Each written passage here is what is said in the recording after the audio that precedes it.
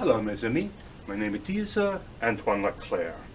I was born in 1763 at the French village on the Illinois River, the place you are calling now Peoria. My father was a French fur trader, and my mother was a Peoria Indian of the Illinois Confederation. I come to you today from the other side to tell the story of the winter that I have spent at Fort Frances, which was a fur trading post on Rainy Lake in Canada. At the time of which I speak, the fur trade was very lucrative in New France, which was Canada, and in the Illinois country, which was more than just your state of Illinois. It was also Missouri and Indiana.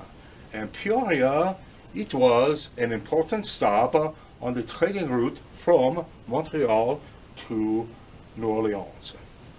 And the persons who were transporting the furs and the trade goods, these were the voyageurs.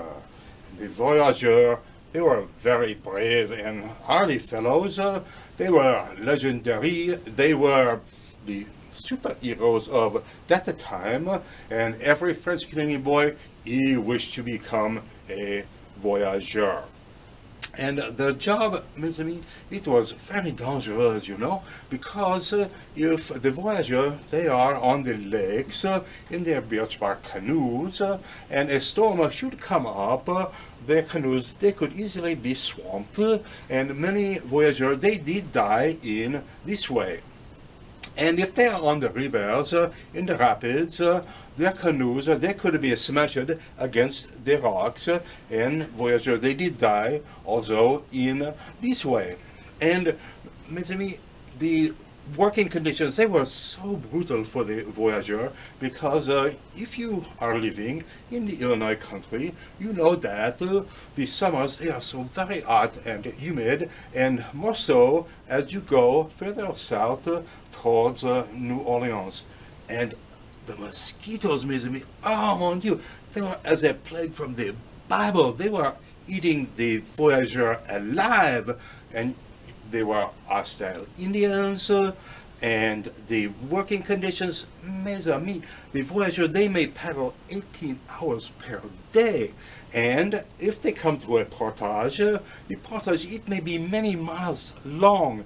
And the voyageurs, they are carrying the packs, 90-pound packs, perhaps 2 or 3 packs, mes amis, across the portage, and not once, but 2 or 3 times they are running back and forth across the portage. And so, for this reason, many voyageurs, they did die of the hernia.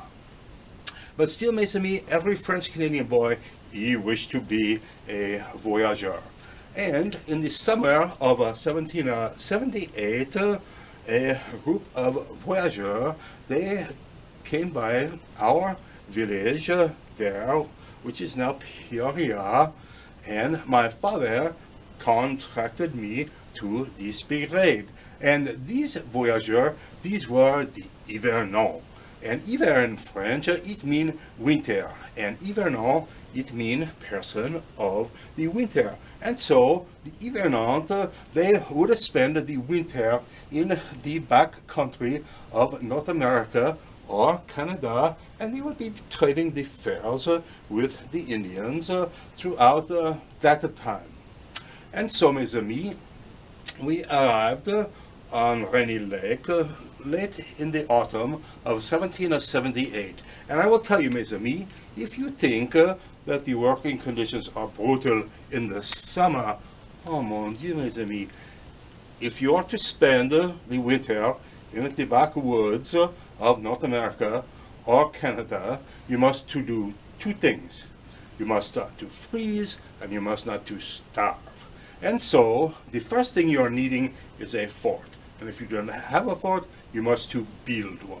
And so this is what we did when we arrived in autumn, and immediately we began to build the fort. And so we were going to the woods, and we were cutting the trees, and we were forming them into logs and carrying them to the building site. And I remember I spent many days hauling logs by hand or on the dog sleds to the building site, and mes amis, in 13 days we had built the fort. And so now we had shelter. And at this point, then, we needed heat.